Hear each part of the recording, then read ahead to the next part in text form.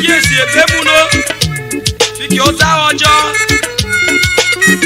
fúfúré magine kíyèrọ kẹjọ bàbá tata máa rẹ̀ ẹ̀sùn mọ̀ bàbá rí wòrò kù ọ́ òlè náà mẹ́rọ̀ kọ Jésù ẹ̀dọ́ kẹjọ ẹ̀rọ ọ̀nà bẹ́ẹ̀ fi àjọ bíá òbí lórí kọ ìṣẹ́ náà ọ̀gùn tẹ̀gbísì bìtọ̀ tẹ́tà náà màdé yẹmi ọ̀gẹ̀ nẹ́bí ọ̀rá wó àgbójà bẹ́gà bí ẹ̀sọ́ kèmí àmọ́fà kútẹ́rù náà ṣe kìí ṣe bẹ́mu mẹ́rọ̀ kọ Jésù kẹ́tù kẹ̀tẹ́ nyọ̀kọ̀ mẹ́rọ̀ kọ Jésù lọ ọ̀nà bẹ́ẹ̀bi àjọbíà ẹ̀mí rẹ̀ sí ẹ̀rí oyè mẹ́rẹ̀ yó mẹ́rọ̀ kọ Jésù lọ bẹ́ẹ̀ tó kẹ̀tẹ́ òbí mẹ́rọ̀ kọ Jésù mẹ́rọ̀ kọ Jésù lọ ọ̀nà bẹ́ẹ̀bi àjọbíà ẹ̀mí rẹ̀ sí ẹ̀rí oyè mẹ́rẹ̀ yó mẹ́rọ̀ kọ Jésù lọ.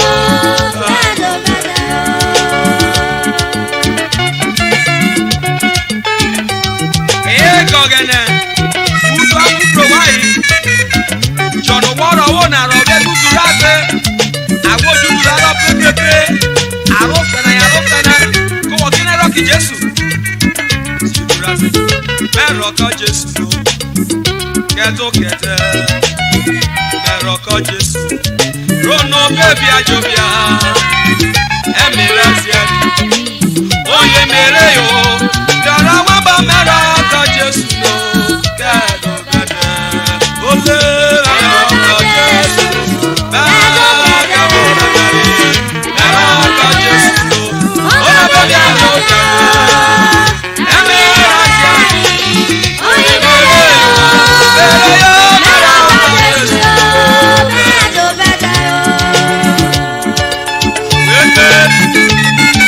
Àwòjọ fi kó dáwọ̀ fíkì ó ka igbó dé lọ́kọ̀ ọ̀rọ̀ba bíkú ọ̀sàyọ̀ lọ́jà bá ẹ̀rẹ́ gàgà ẹ̀rẹ́ yóò pa ẹ̀rẹ́ tí láyò sí gbẹ̀gùkù ó sì èso pépé mọ́lẹ́ náà fèsì mọ́lì ṣe kálukó ní ikú náà fẹ́ sátẹ́lẹ̀ yẹn ó ṣe mọ́lẹ́ ẹ̀kọ́ kan rẹ̀ kánú wá pákó wọ́ bó lè kórìí ráì ọ̀tọ́rọ̀ wọ ọmọjọ́ ìnà kú ọ̀tọ́rọ̀ tú sẹ́mi àwòjọ fi kórìí ayíwó náà rọ̀ ẹ̀rọ kẹ́ ànábìrù kútẹ́rù nàbí gbẹ́sàwó rẹ̀ mọ́ kẹ́nẹ́gbà ìwọ jọ́kì Jésù ànábẹ́ bí abóbìjọ́bíà wéégbé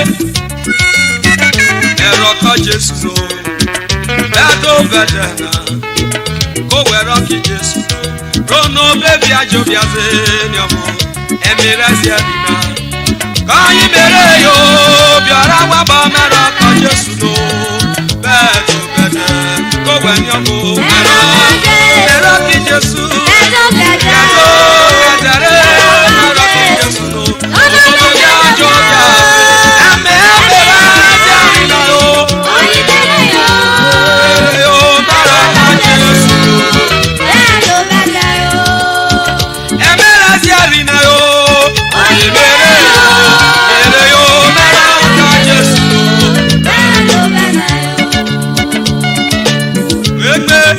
Ono baby ajobiaze ole mejire jiki jiki ono baby ajobiaze ono baby ajobiaze Jesu arabameno ogana arabameno ono baby ajobiayo ono baby ajobiayo onu jejo na ajobiayo Jesu arabameno ono baby ajobia great men face great criticism and there is no pain without a pain ọ̀sẹ̀ máa double cheat ask ya okay ọ̀rẹ́ náà pariwo ẹgbẹ́rú èmi náà yé jẹ́ gbogbo wà látọ́rí àjà ìmọ̀ bá tẹ̀sí èrò pẹ́ sùn yé jẹ́ bí gbogbo yòó wà lábí pé ìyá ni ewé gbèsè àtúndé gbogbo wẹ̀ wọ́n jẹ́ lẹ́tí ọ̀gẹ̀dẹ̀ wéé gbé olè olóbẹ́bí àjọ bí azẹ́ ono baby ajobiare ono baby ajobiare ono baby ajobiare wo bi be ro le fo gana wo asole nana ke ma to ran we be bejo if you are still having the property of the devil in your house in your body you cannot ban the devil what tell am para bo bi ro ki Jesu na wo asole nana ke ba bo tan ma te bi ro le fo gana ono samugba o mai woro bi rore fa ke no so fu gbe ono baby ajobia o wa ni yo ma bu no to wari e e ma o ke no re ba ko na no ro bi ra gbogbo wegbe ono baby ajobia ono baby ajobia just para bo me yo just para bo me no don't put a question mark where God has put a period. For the promises of God must surely come to pass, because it's never a man. Obie nata no verwe, ole nole. Obie nata lore re obie. Oge no obie nata no verwe. Obie nata lore re obie. Oge ne mane talking adu. Obie nata lore re obie nata no verwe. Obie nata lore re obie nata no verwe. Obie nata lore re obie nata no verwe. Obie nata lore re oge ne talking adu yo. Obie nata lore re obie nata no verwe yo. Obie nata lore re obie. Oge ne we obie.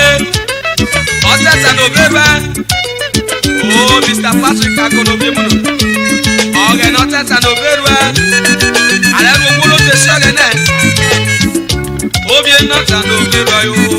Obie nata lore re obie. Obie nata no verwe yo.